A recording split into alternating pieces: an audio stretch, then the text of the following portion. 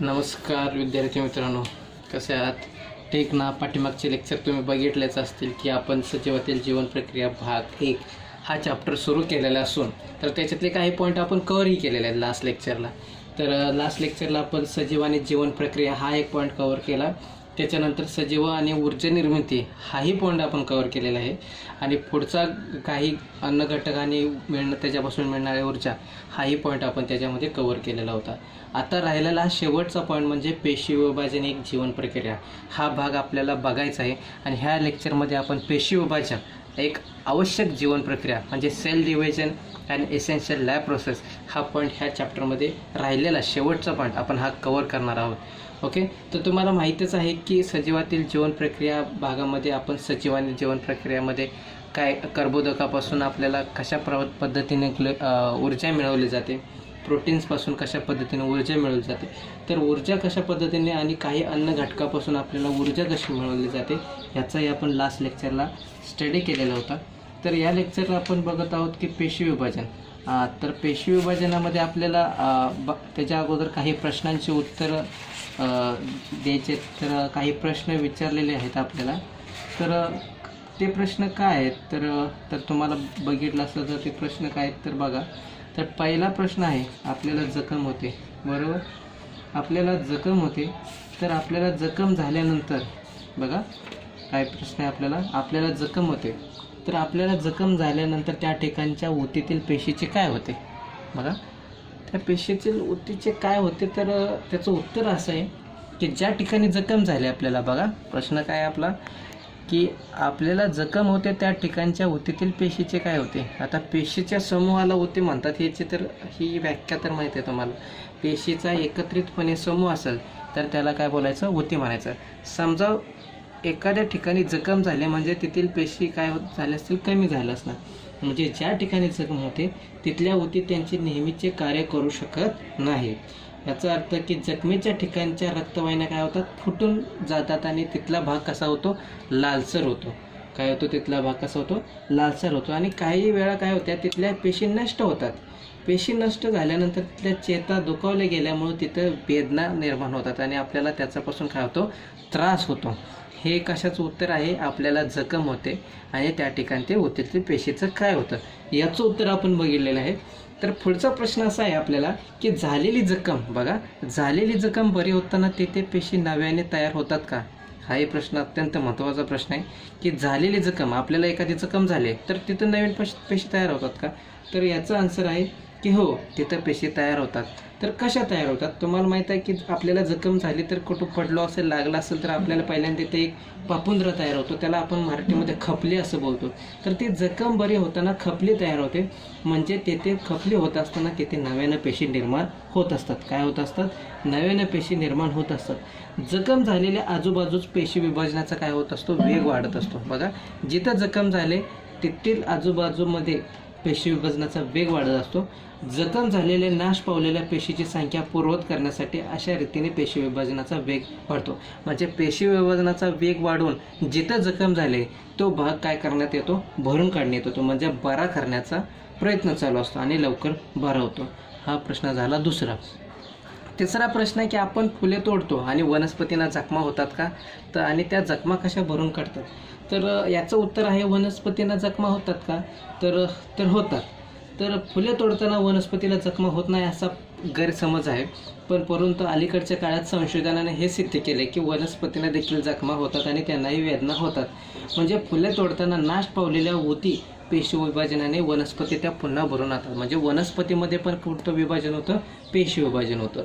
Okay, आता पुढचा प्रश्न असा आहे की कोणत्याही सजीवाची वाढ कशी होते? त्यांच्या शरीरात पेशीची संख्या वाढते का? वाढत असेल तर ती कशी वाढते? बघा प्रश्न परत एकदा आहे का. कोणत्याही सजीवाची वाढ कशी होते? त्यांच्या शरीरात पेशीची संख्या वाढते का? आणि वाढत असेल तर ती कशी वाढते? बघा, कोणत्याही सजीवाची वाढ होताना पेशीच्या संख्येत झालेल्या वाढीमुळे होते. बघा, सजीवाची वाढ व्हायची असेल तर त्या पेशीची संख्या वाढली तरच सजीवाची वाढ होणार. जर सजीवाची वाढ नसेल झाली तरी याचा अर्थ की तिथं पेशीची संख्या वाढलेली नाही. त्यासाठी पेशी नियमितपणे त्यांचं काय काम चालू ठेवत असते, पेशी विभाजनाचं काम चालू असते. आता पेशी विभाजन म्हणजेच काय, एका पेशीपासून 2 पेशी तयार करणे, 2 पेशीपासून 4, 4 पासून 7 असं कंटिन्युअसली त्यांचं पेशी विभाजन काम चालूच असतं. ह्या पेशी विभाजनाने पेशीची संख्या वाढते आणि सजीवाच्या शरीराची वाढ होते.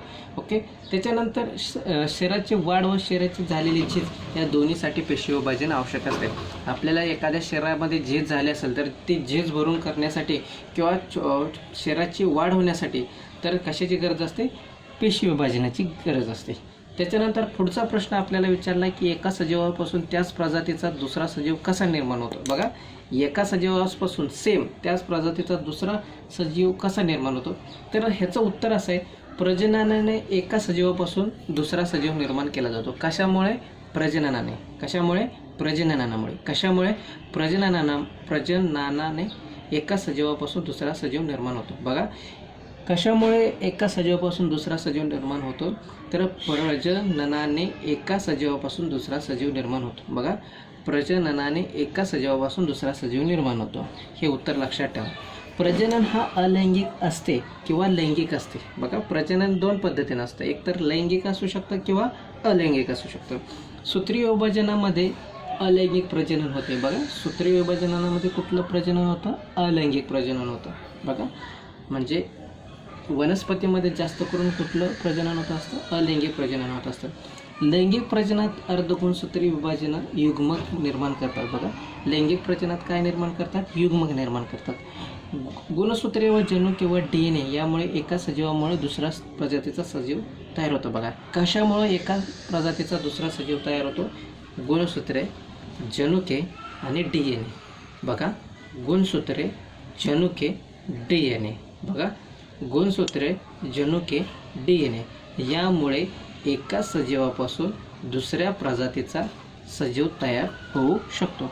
हे आपण प्रश्नांची उत्तरं पाहिलीच आहेत.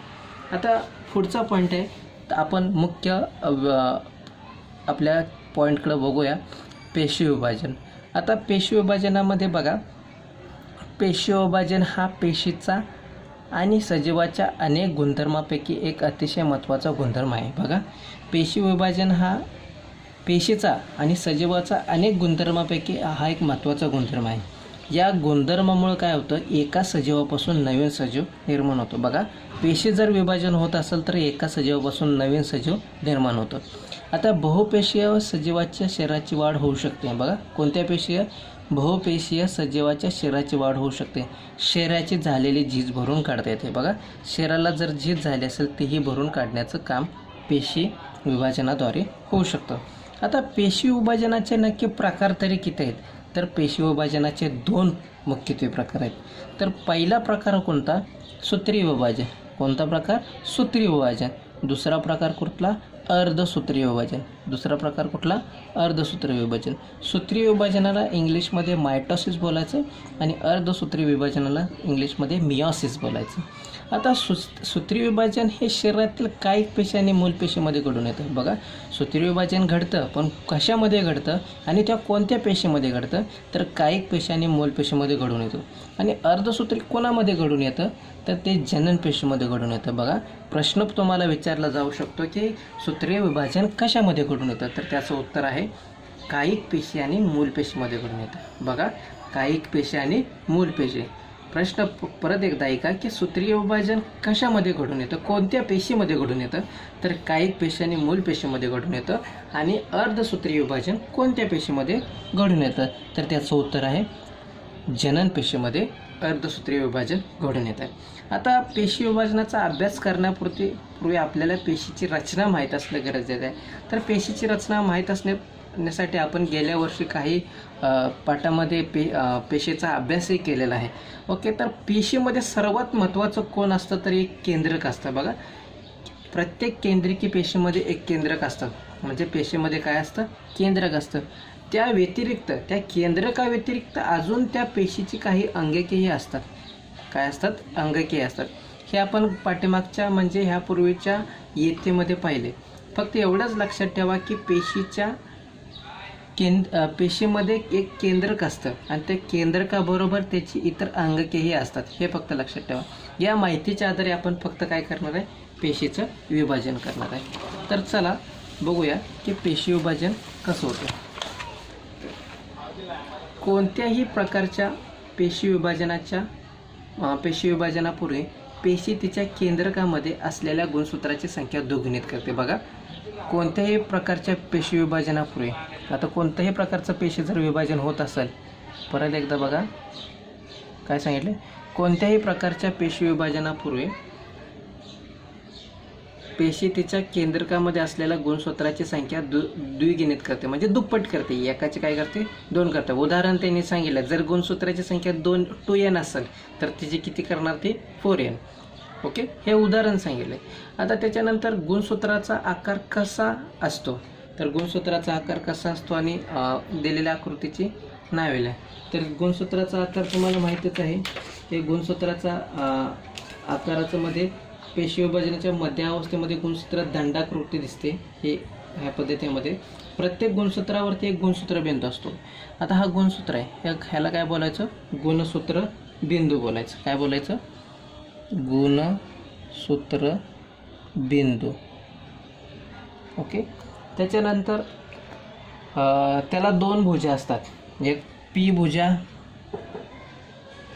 आणि दुसरी राहिलेली क्यू भुजा. आणि हे वेटोळासारखं असतं तर त्याला बोलायचं DNA. काय बोलायचं, DNA.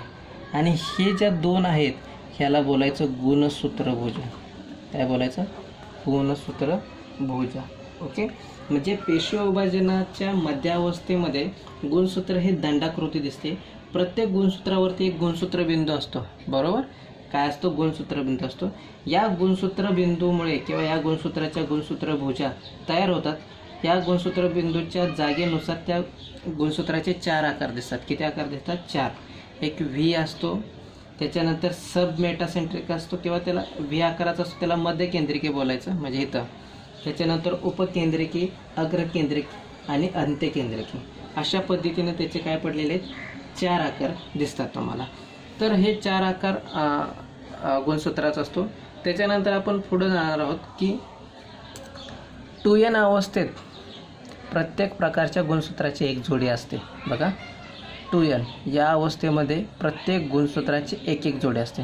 म्हणजे फॉर एक्झाम्पल 2n असेल तर कसं, n. ओके, म्हणजेच बघा, 2n अवस्थेत प्रत्येक गुणसूत्राची एक जोडी असते. तर n अवस्थेत मात्र प्रत्येक प्रकारची एकच गुणसूत्र असते आणि त्याचा आकार शेजारील आकृतीमध्ये आहे, म्हणजे त्याचा आकार इथं आकृतीमध्ये दिलेला आहे. आता सूत्री विभाजन बघणार आहोत. आता सध्या आपण बघणार आहोत सूत्री विभाजन. तर सूत्री विभाजन होतं कसं हे पहिल्यांदा पाहणार आहोत. तर सूत्री विभाजनामध्ये कशामध्ये होतं हे लास्ट ह्या लेक्चरमध्येच आपण पाहिलं की मागाशी पॉईंट पाहिला की सूत्री विभाजन कोणत्या पेशीमध्ये होतं. तर परत एकदा सांगिततो, सूत्री विभाजन हे काय पेशी आणि मूल पेशीमध्ये होतं. आणि सूत्री विभाजनामध्ये 2 टप्पे आहेत. कोणते 2 टप्पे आहेत, एक प्रकल विभाजन म्हणजे केंद्रकाचं विभाजन. बघा, एखाद्या पेशीचं विभाजन व्हायचं असेल पण पहिल्यांदा कशाचं विभाजन होतं, तर पहिल्यांदा त्या केंद्रकाचं विभाजन होतं. त्या केंद्रकाच्या विभाजनालाच दुसरं नाव आहे प्रकल विभाजन. काय नाव दिलं आहे, प्रकल विभाजन. आणि त्याच्यानंतर दुसरं एक काय, त्या दुसरा टप्पा म्हणजे त्याचं परिकलन विभाजन आणि त्यालाच बोलायचं जीवद्रव्याचं विभाजन. म्हणजेच काय, सूत्री विभाजनामध्ये 2 महत्त्वाचे टप्पे आहेत. पहिला टप्पा प्रकल विभाजन, त्याचं दुसरं नाव आहे केंद्रकाचे विभाजन. आणि दुसरा टप्पा म्हणजे परिकलन विभाजन, त्याला दुसरं नाव आहे जीवद्रव्याचे विभाजन. आता त्याच्यामध्ये प्रकल विभाजनाचे परत 4 टप्पे आहेत. किती आहेत, 4 टप्पे. ते कसे आहेत बघा. तर पहिला टप्पा आहे पूर्वावस्था. कुठली अवस्था आहे, पूर्वावस्था. पूर्वावस्था. दुसरी आहे मध्य अवस्था, तिसरी आहे पश्चावस्था आणि नंतरची आहे अंत्यावस्था. कोणती अवस्था आहे, अंत्यावस्था. बघा, पूर्वावस्था, मध्य अवस्था, पश्चावस्था आणि कोणती राहिलेली, अंत्यावस्था. कोणती, अंत्यावस्था. ह्या 4 अवस्था आहे.